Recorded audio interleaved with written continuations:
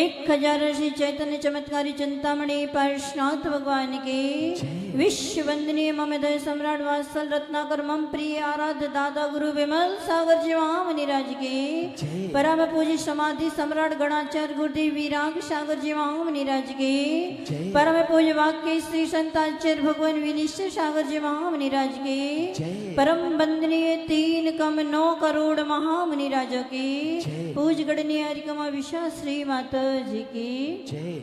जय बोलिएगा परम पूज्य 105 आर्य का रत्न विनत श्री माता जी की जय। समस्त चतुर्विध संघ की जय। वर्तमान शासन श्री वर्धमान स्वामी के शासन काल में विराज कर हम सभी उनकी ही पावन पीयूष अमृत वाणी से माँ जनवाणी का रसपान कर रहे हैं।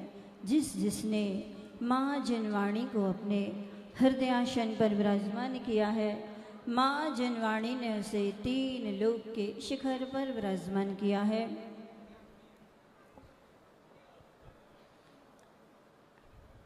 काले कलौ चले चित्ते देह छन्नादि कीट के एतच्चित चमत्कारा जिन रूप धरा नरा। यदि कोई पंचम काल का सबसे बड़ा चमत्कार है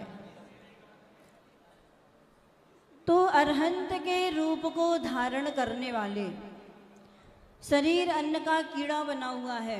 एक दिन आप लोग एकासन करते हो, उपवास करते हो तो शाम तक चल नहीं पाते, लेकिन धन्य है ऐसे निर्ग्रंथ गुरु जिन्होंने अरहंत के रूप को ग्रहण किया है, अरहंत के रूप को धारण किया है। ये सरूरपुर में जो मेला दिख रहा है ना, ये सिर्फ अरहंत और निर्ग्रंथ के चमत्कार से दिख रहा है। पंचम काल का यदि कोई सबसे बड़ा चमत्कार है, यहाँ पर एक जादूगर को आना है। कौन सा जादूगर है? कौन सा? प्रशांत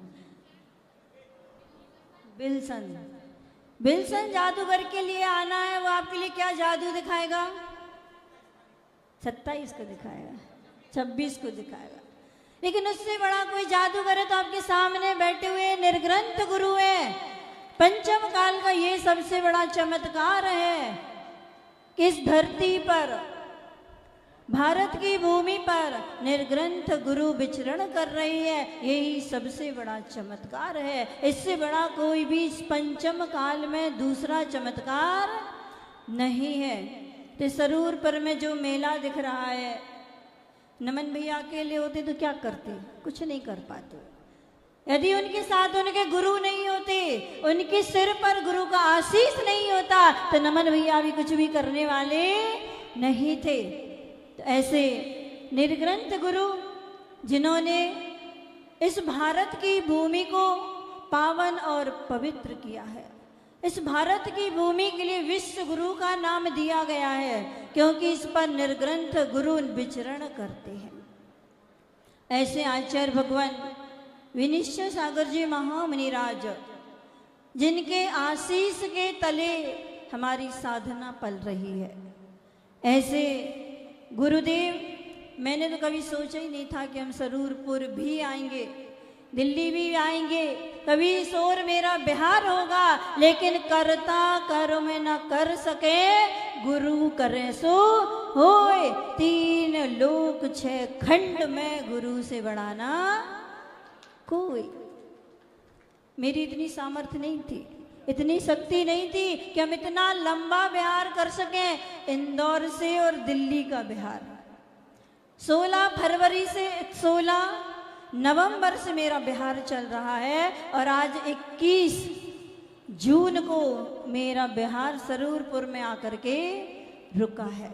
ये सिर्फ निर्ग्रंथ और गुरु की कृपा होती है कि शिष्य कुछ नहीं कर सकता, लेकिन गुरु का जब आशीष प्राप्त होता है, गुरु का आशीष जब शिष्य के शीश पर आता है, तो शिष्य में अपने आप जान आ जाती है। इतना लंबा बिहार मैं तो सोच भी नहीं पा रही थी कि मैं इतना लंबा बिहार कैसे करूं। इतनी गर्मी भी थी, आचसी का आशीर्वाद आया, नमन भैया का संदेश आया कि माता जी आप जल्दी बिहार करो फागी से। मैंने कहा भैया बहुत गर्मी है, इतनी गर्मी में बिहार कैसे होगा। उन्होंने कहा आप तो आचार्य विनेश्वर सागर जी का नाम लो और आप बिहार प्रारंभ करो। मैंने वहां से 27 मई को बिहार किया और 21 जून को इधर आ गए।